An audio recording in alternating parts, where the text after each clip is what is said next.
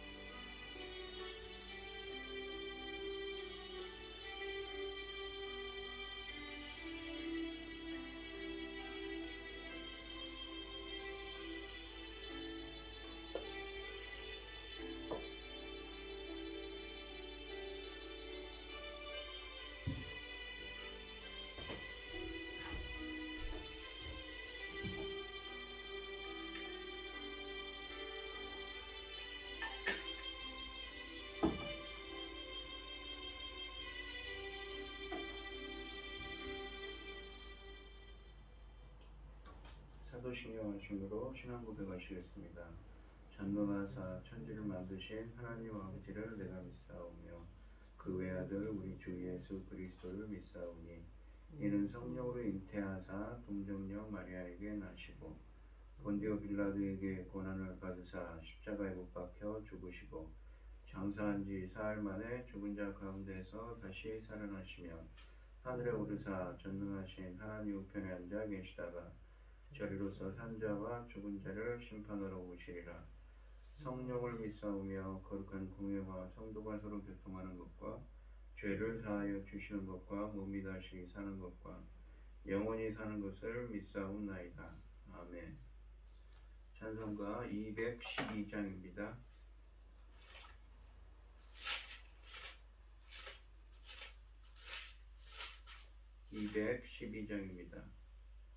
겸손히 주를 섬길 때 괴로운 일이 많으나 구주여 내게 힘주사 잘 감당하게 하소서.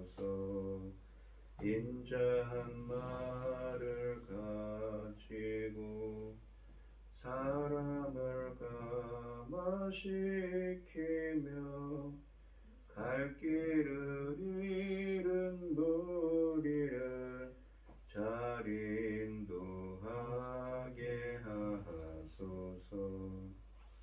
구주의 귀한 인내를 깨달아 알게 하시고 굳건한 믿음 주셔서 늘 승리하게 하소서. 장래의 영광 비추사 소망이 되게 하시며 구주와 함께 살면서 참 평강 얻게 하소서. 아멘. 오늘 함께 하실 하나님의 말씀은 사사기 11장 1절로 11절 말씀입니다. 사사기 11장 1절로 11절입니다. 교독을 하겠습니다. 제가 먼저 읽겠습니다. 길르앗 사람 입다는 큰 용사였으니 기생이 길르앗에게서 낳은 아들이었고 길르앗 아내도 그의 아들들을 낳았다. 그 아내들이 사람의 입다를 붙여내고 그에게 이르되 너는 다른 여인의 자식이니 우리 아버지의 집에서 기업을 잊지 못하리라 한지라. 이에 입다가 그의 형제들을 피하여 돕당에 거주하며 잡류가 그에게로 모여와서 그와 함께 출입하였더라. 마후에 암몬 자손이 이스라엘을 치러하니라. 암몬 자손이 이스라엘을 치려할 때에 길르앗 장로들이 입다를 데려오려고 돕당에 가서 입다에게 이르되 우리 암몬 자손과 싸우려고 하니 당신은 와서 우리의 장관이 되리라 하니라. 입다가 길르앗 장로들에게 이르되 너희가 전에 나를 미워하여 내 아버지 집에서 쫓아내지 아니하였느냐? 이제 너희가 환난을 당하였다고 어찌하여 내게 왔느냐 하니라. 그러므로 길르앗 장로들이 입다에게 이르되 이제 우리가 당신을 찾아온 것은 우리와 함께 가서 암몬 자손과 싸우게 하려 함이니라.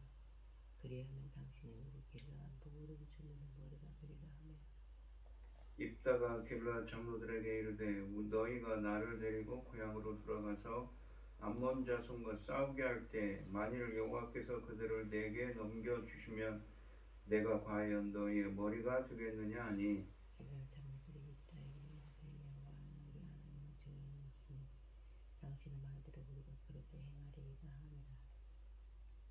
이에 입다가 길르앗 장로들과 함께 가니 백성이 그를 자기들의 머리와 장관을 삼은지라. 입다가 미스바에서 자기의 말을 다 여호와 앞에 아르니라. 아멘. 오늘 본문 말씀의 제목은 길르앗의 머리가 되리라입니다. 이 형제들에게 쫓겨나 돕당에서 방황하며 사는 입다에게 길르앗의 장로들이 찾아와 그들의 머리와 장관이 되어달라고 요청하고 있습니다. 암몬 사람들과 전쟁하기 위해 진을 치고 있는 이스라엘이 누가 자신들의 리더가 될 것인가를 논하는 동안 본문은 잠시 입다라는 사람에게 조명을 비춥니다. 입다의 자라온 배경이나 삶은 그가 이스라엘의 지도자가 되는 것이 당연한 일이 아니라는 것을 시사합니다. 1절에 보시면 그는 길르앗이라는 사람과 창녀 사이에 태어난 사생아였다고 말씀하십니다. 여러 가지 정황을 감안할 때 그의 아버지 길르앗은 유력한 집안 사람이었습니다. 그러나 문제는 그의 어머니가 창녀였다는 것입니다. 게다가 그의 어머니는 가나안 여인이었던 것이 거의 확실합니다. 2절에 보시면 입다가 어느 정도 성장했을 때 그의 이복 형제들은 그를 아버지 집에서 내쫓았습니다. 너는 다른 여인의 자식이니 우리 아버지 집에서 가업을 잊지 못하리라 라고 말합니다.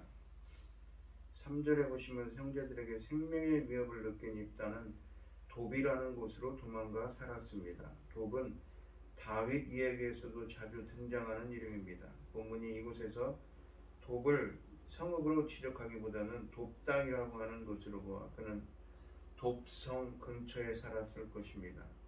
3절에 보시면 입다는 돕당에 살면서 자수성가를 지향하기보다는 이 건달의 삶을 추구했습니다. 그의 주변에 건달들이 모여들었던 것을 보면 알 수 있습니다. 9장 4절에서 아비멜렉이 형제들을 살해하기 위해 고용한 사람들도 똑같은 명칭으로 불렸습니다. 또한 한글 성경에 함께 출입했다고 번역한 히브리어는 평범한 표현이 아닙니다. 많은 학자들이 이 말을 입다가 부하들을 거느리고 이곳저곳을 약탈한 일을 뜻하는 것으로 풀이합니다. 암몬 사람들과 전쟁을 하려고 모여있는 길르앗 사람들 중에 입다의 모습이 보이지 않는 것도 그가 불량배로 전략했음을 시사합니다.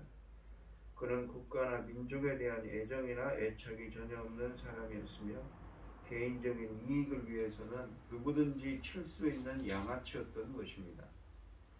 입다와 아비멜렉은 출생뿐만 아니라 삶에서 추구했던 것들이 비슷한 사람들입니다. 하나는 첩의 아들로, 다른 하나는 창녀의 아들로 태어났습니다. 둘 다 건달들을 거느리며 살았습니다. 입다가 돕이라는 땅에 살았지만 좋은 땅이 돕이라는 의미는 이 좋은 땅에 살았지만 좋은 땅이 그에게는 결코 좋은 땅이 못 되었던 것입니다. 이스라엘이 이런 사람을 지도자로 추대할 정도라면 그들이 처해 있던 상황이 얼마나 절박했는지 상상이 갑니다. 입다에 대한 소개를 마친 주님은 4절에서부터는 그가 이스라엘의 리더가 된 경위를 설명합니다.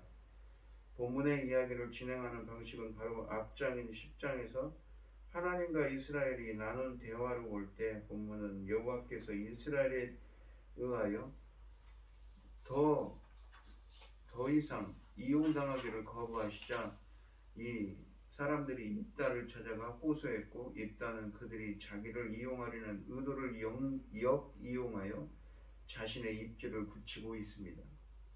이스라엘의 지도자 세우기 프로젝트는 실패했고 4절에서 암몬 자손들은 계속 군사적 압박을 가해왔습니다.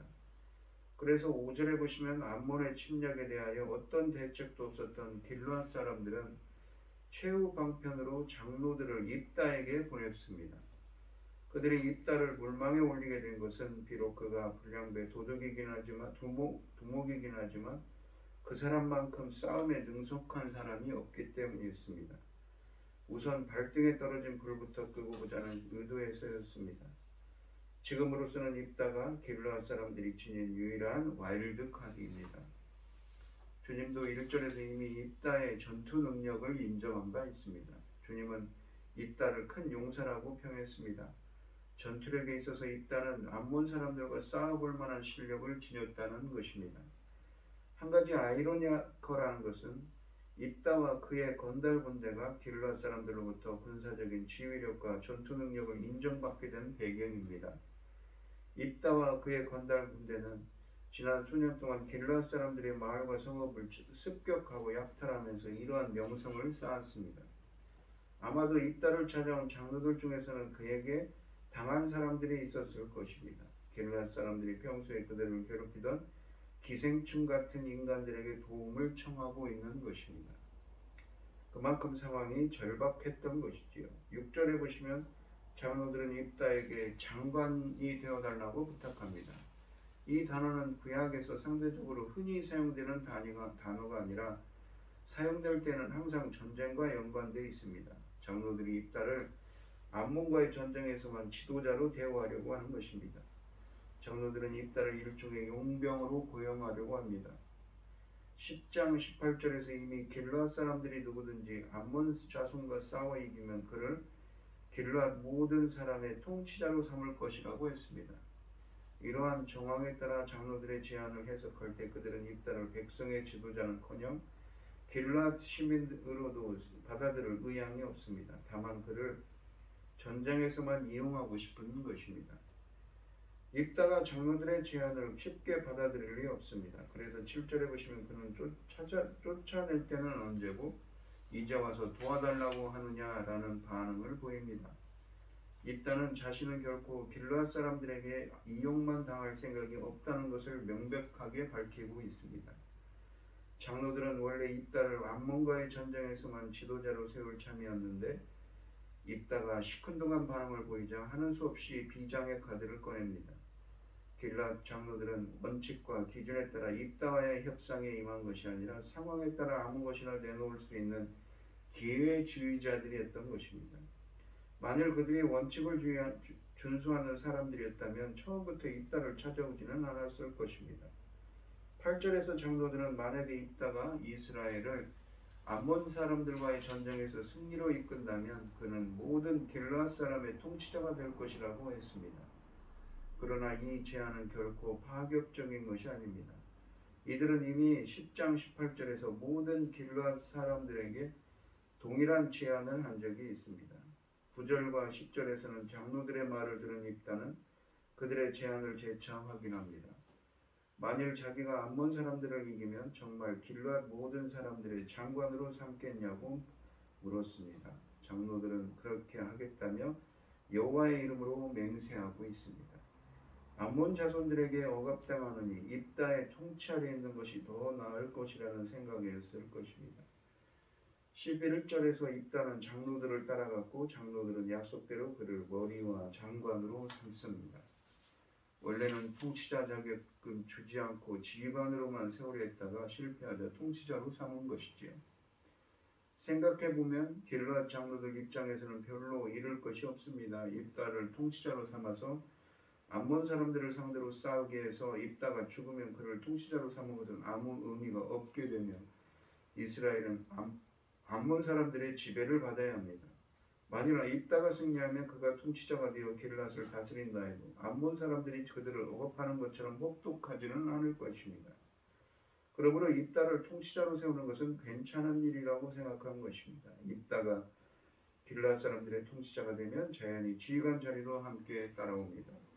물론 입다의 권한은 그에게 이러한 권한을 부여하는 장로들의 권한에 의해 제재를 받을 수 있습니다. 길르앗의 가장 볼품없는 사람이 길르앗의 머리가 된 것입니다. 그러나 우리는 입다가 이렇게 된 것을 결코 자수성가라 볼 수 없습니다. 입다는 미스바에서 이 모든 일을 여호와께 아뢰입니다. 여호와 하나님 앞에서 그들이 맹세했다는 뜻입니다.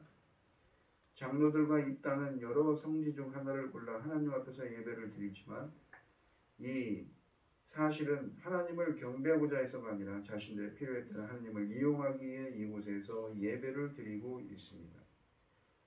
비록 백성과 장로들이 여호와 앞에서 입다를 통치자로 세웠지만 입다가 이스라엘의 지도자로 세워지는 과정에서 그 어디에도 하나님의 모습이 보이지 않고 있습니다. 입다를 지도자로 세운 자들도 길르앗 장로들이고 백성들이지 하나님이 아니었습니다. 하나님이 그동안 불신하는 사람 기드온을 세우신 적은 있지만 불량배들의 두목을 지도자로 세우신 적은 없습니다. 물론 아비멜렉도 입다처럼 폭력적인 사람이었지만 아비멜렉은 자청해서 스스로 왕이 된 것이 아니고 하나님은 그를 심판하셨습니다. 입다는 하나님이 아니라 사람들이 세운 최초의 사사이자 유일한 사사입니다. 어느덧 이스라엘은 사사를 세우는 하나님의 고유 권한을까지 침해하고 있습니다. 불량배, 두목, 입다의 리더십이 시작부터 불안합니다. 또 하나 이슈는 입다가 이제부터라도 하나님의 말씀에 귀를 기울일 것인가 라는 것입니다. 그가 모든 일을 여호와께 아뢰고 주님의 도움을 구할 것인가 라는 것이 이 이야기의 관건입니다. 지금까지 문제는 별로 큰 이슈가 되지 않을 것입니다. 만약 하나님의 말씀에 순종한다면 말입니다. 하나님은 이스라엘에게 구원을 베푸기를 원하시며 구원을 베푸시려면 사사를 세우셔야 하는데 이미 장로들은 백성들이 입다를 사사로 세웠으니 그를 사용하시면 됩니다. 그러므로 이 지금까지 빚어지는 전쟁의 결과와 입다의 길러와 통치는 그가 어떻게 하느냐에 달려 있습니다. 하나님이 그에게 백지를 주시고 그림을 그리라 하시는 것입니다. 만일 그가 순종과 믿음으로 그림을 그린다면 그의 그림은 역사의 길이 빛나는 걸작품이 될 것이지만 만일 그가 지금까지 살아왔던 가나안 사람의 방식대로 그림을 그린다면 그의 그림은 역사의 길이 악평을 받는 졸작이 될 것입니다. 오늘 본문 말씀을 보시면 입다는 협상가의 면모를 유감없이 발휘합니다. 이전에는 버림받았지만 이번에는 이용당하지 않습니다. 도리어 지금의 심각한 상황을 출세의 기회로 이용합니다. 승리 이후의 지위에 대해 법적으로 신적으로 제가 받기에만 여념없어 보입니다. 이기적인 야망만 보일 뿐 동족에 대한 일말의 동정도 하나님을 향한 한 줌의 믿음도 보이지 않습니다. 협상에는 등했지만 야심을 버리지 못했습니다. 하나님은 일에 대한 열정보다 내 동기를 먼저 살피십니다. 개인의 야망에 빠지지 않고 좀 더 큰 시각으로 하나님 나라와 의를 구하는 여러분들이 되시기를 바랍니다. 기도하겠습니다. 하나님 아버지 감사합니다. 나의 사사로운 것보다는 하나님 나라와 의를 구하는 오늘 하루가 되게 하여 주시옵소서. 이 모든 말씀 거룩하신 예수님 이름으로 기도합니다. 아멘. 하늘에 계신 우리 아버지여 이름이 거룩히 여김을 받으시오며 나라의 마옵시며 뜻이 하늘에서 이룬 것 같이 땅에서도 이루어지이다. 오늘날 우리에게 일용할 양식을 주옵시고 우리가 우리에게 죄 지은 자를 사하여 준 것 같이 우리 죄를 사하여 주옵시고 우리를 시험에 들게 하지 마옵시고 다만 악에서 구하옵소서. 대개 나라와 권세와 영광이 아버지께 영원히 있사옵나이다. 아멘. 오늘 주신 말씀 가지고 기도할 때에요, 우리가 사사로운 나의 이익과 나의 생각이 아니라 하나님의 나라와 하나님의 뜻을 먼저 구하는 우리가 되게 달라고 기도하시고 어려움을 당하신 분들과 각자 기도점을 가지고 주여 성청하시면서 동성으로 기도하도록 하겠습니다. 주여 아버지 하나님, 오늘 하루도 하나님의 뜻을 생각하며 하나님 나라를 먼저 구하는 저희들 되게 하여 주시옵소서. 인도하여 주시옵소서. 함께하여 주시옵소서. 역사하여 주시옵소서.